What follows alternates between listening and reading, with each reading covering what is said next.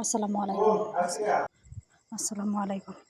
আজকে সকাল থেকেই সারাদিনে যে ব্লগগুলা ওইগুলাই মানে শেয়ার করতেছি। যারা সারাদিন যা যা করতেছি কাজ, তাই আপনাদের সাথে শেয়ার করব।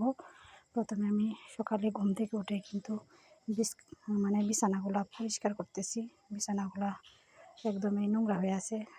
আর বিছানা পরিষ্কার করার পরে কিন্তু রান্নাবান্না শেষ করছি। রান্নাবান্না শেষ করে স্কুলে যাওয়ার পথে একটু ভিডিও করলাম।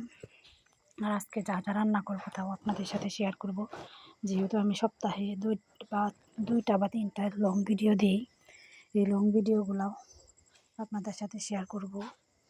আর এই তো সকালে যে বেসিস আসিল, মানে রাতের যে ঠান্ডা ভাত ছিল ওইগুলো মুরগিকে দিতেছি।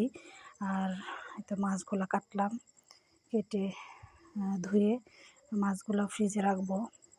এই তো মাছগুলো আমার কাটা হয়ে গেছে, একদমই লবণ দিয়ে আমি পরিষ্কার করে ধুয়ে মানে রেখে দিতেছি।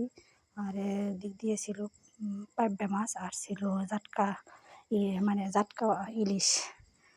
তো জাটকাগুলাও কাটা হয়ে গেছে। আর এইগুলা একদমই আমি মানে ফ্রিজে রাখার জন্য পলি করে রাখছি। আর যা রান্না করব তাও আলাদা করে রাখছি। এই তো আজকে আমি মাছগুলো ভাজি করব। আর জাটকা ইলিশ কিন্তু ভাজি মশমশা করে ভাজি করলে মানে সেই মজা লাগে। আর আমি একদম মশলা দিয়ে কিন্তু ভেজে নিতেছি। এই তো আমার মশলা দেওয়া হয়ে গেছে। মশলাগুলো একদমই মাছের সাথে মিশিয়ে দিছি, দিয়ে আমি মাছগুলো একদমই উল্টাপাল্টা করে ভেজে নিতেছি। আর এর সাথে কিন্তু পেঁয়াজও ছিল, পেঁয়াজগুলো আমি ভেজে নিব।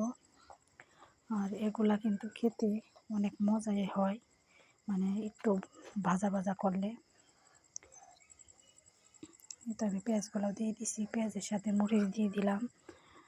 আর আমার ভাজিটাও একদম কমপ্লিট হয়ে গেছে। আর পাবদা মাছ আমি রান্না করব ধুন্দুল দিয়ে। যেহেতু সবজি একটু কম, তাই একাধারে ধুন্দুল খাওয়া হইতেছে। পাবদা মাছ আমি কষিয়ে নিয়েছি, নিয়ে কিন্তু ধুন্দুল দিয়ে দিছি।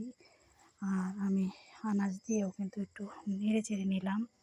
নেড়ে চেড়ে আমি ধুন্দুলের মধ্যে কোনো পানি দেই নাই, একদমই মানে ধুন্দুলের যে পানিটা ছিল ওইটা দিয়ে মাছ আর ধুন্দুল সিদ্ধ করে নিতেছি। আর এদিক থেকে আমি মুরগির মাংস রান্না করব। মশলাটা দিয়ে দিতেছি, দিয়ে একটু কষিয়ে নেব। মশলাটা কষিয়ে আমি দিয়ে দিব। আর এই তো লং ভিডিও কি বলবো, অনেক কিছু কিন্তু বলা হয় না, বা অনেক দিন ধরেই কিন্তু ফেসবুকে কাজ করতেছি।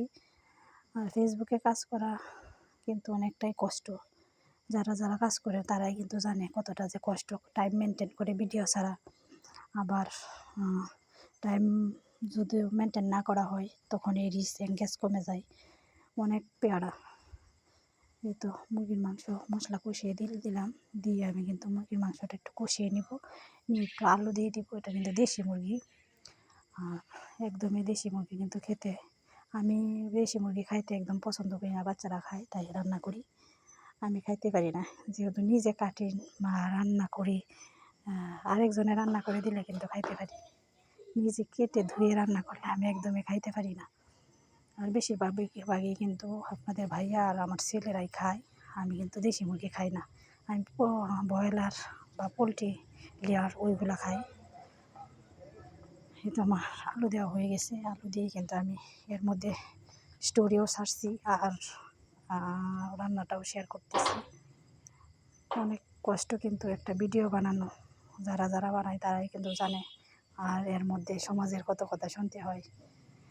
তো মাছ ভাজাও হয়ে গেল, আমার তরকারিও রান্না করে হয়ে গেছে। এটা কিন্তু রাতের খাবার। সবাই ভালো থাকবেন, সুস্থ থাকবেন। আল্লাহ হাফেজ।